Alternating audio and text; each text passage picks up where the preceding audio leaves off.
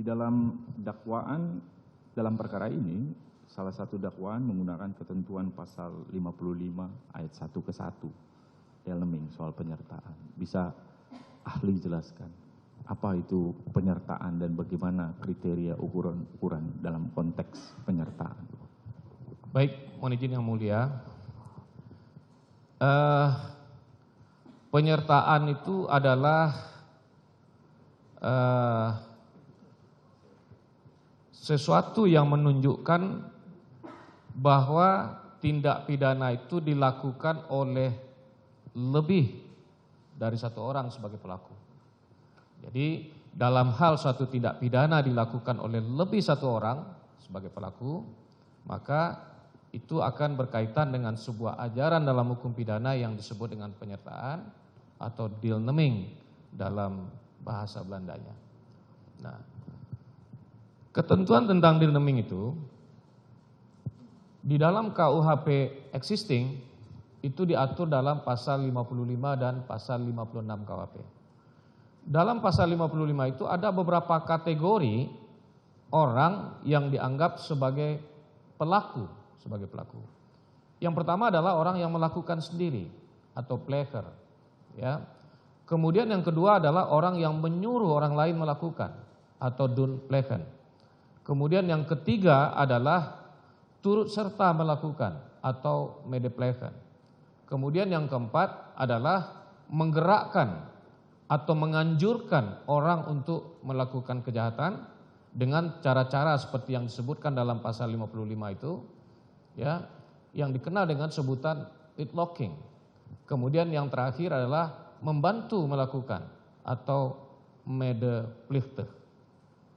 Itu bentuk-bentuk dari penyertaan yang dikenal di dalam ajaran deelneming yang diimplementasikan dalam ketentuan pasal 55 dan 56 KUHP. Dapat saudara ahli jelaskan lebih lanjut untuk penyertaan medepleger, apa syarat-syarat untuk terpenuhinya konsep medepleger dalam konteks kepelakuan? Untuk medepleger. Khusus untuk medepleger. Baik.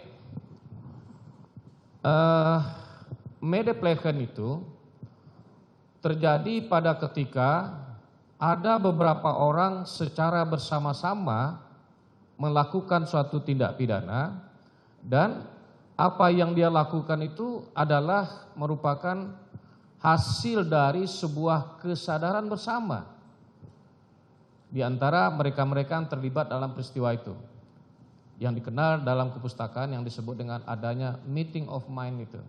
Jadi ada semacam kesadaran bahwa mereka saling bekerja sama.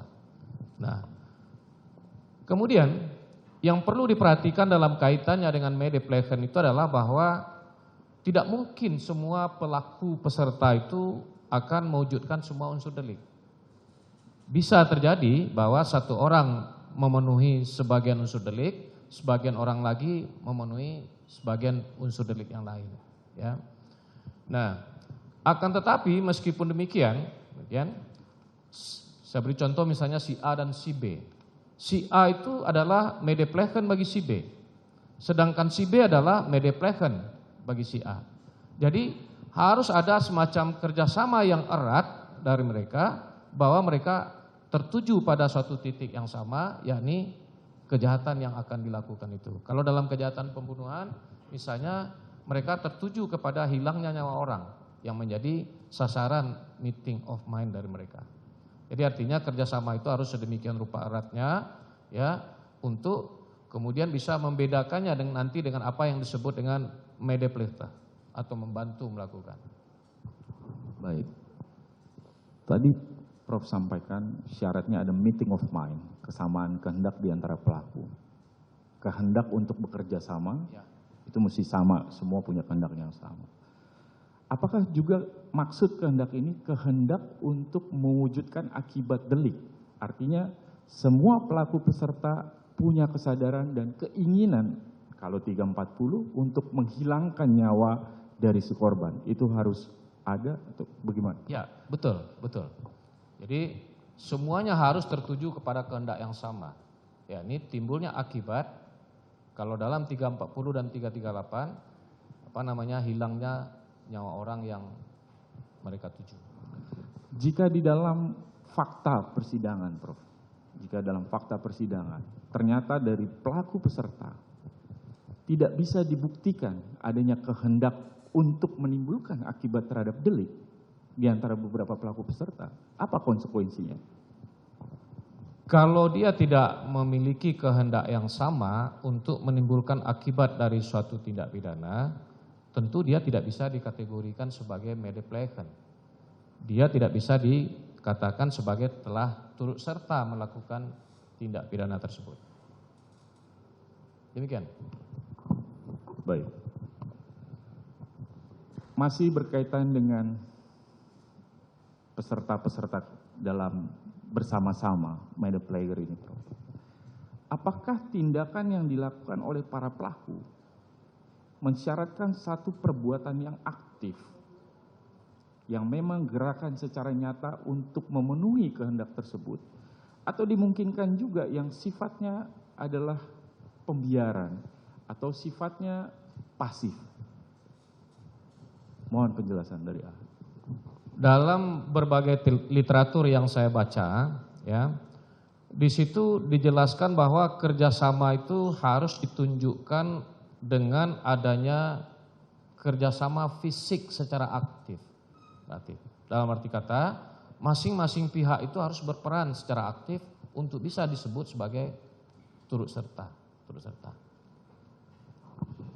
Apakah memungkinkan juga memasukkan salah satu pelaku sebagai kualifikasi turut serta apabila dia mengetahui peristiwa yang akan terjadi tetapi tidak mengingatkan misalnya atau tidak mencegah pelaku lain melakukan perbuatan tersebut? Apakah itu kemudian bisa dimasukkan juga dalam kualifikasi? Kalau kita bicara dakwaan 340, maka pelaku yang dianggap pelaku yang kemudian tidak mencoba mencegah ini kemudian bisa dijerat juga dengan 338 ini. Baik.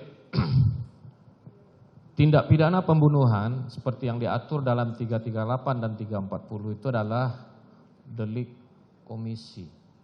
Artinya delik yang baru bisa dikatakan sebagai sebuah delik apabila pelakunya bertindak secara aktif. Sikap tidak melaporkan akan terjadinya suatu tindak pidana pembunuhan, ya, menurut saya tidak bisa dikategorikan sebagai telah melakukan atau turut serta melakukan tindak pidana pembunuhan itu. Kenapa saya berpendapat demikian? Karena yang pertama, hukum pidana kita itu terikat pada azas legalitas. Azas legalitas. Tidak ada suatu rumusan pun dalam KUHP itu yang menyebutkan apabila orang tidak melaporkan atau tidak berusaha untuk mencegah terjadinya suatu tindak pidana, lantas dia dianggap sebagai telah melakukan tindak pidana secara aktif.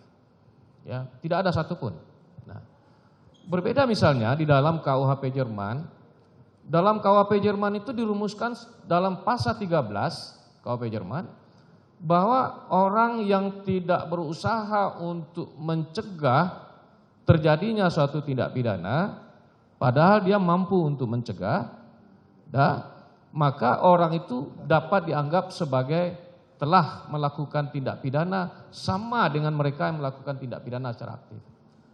Tapi dalam hukum pidana Indonesia saya tidak menemukan adanya ketentuan yang mengatur seperti itu, bahwa tindakan pasif dengan cara tidak melaporkan atau tidak mencegah itu dianggap sebagai sebuah kejahatan pembunuhan. Saya tidak menemukan.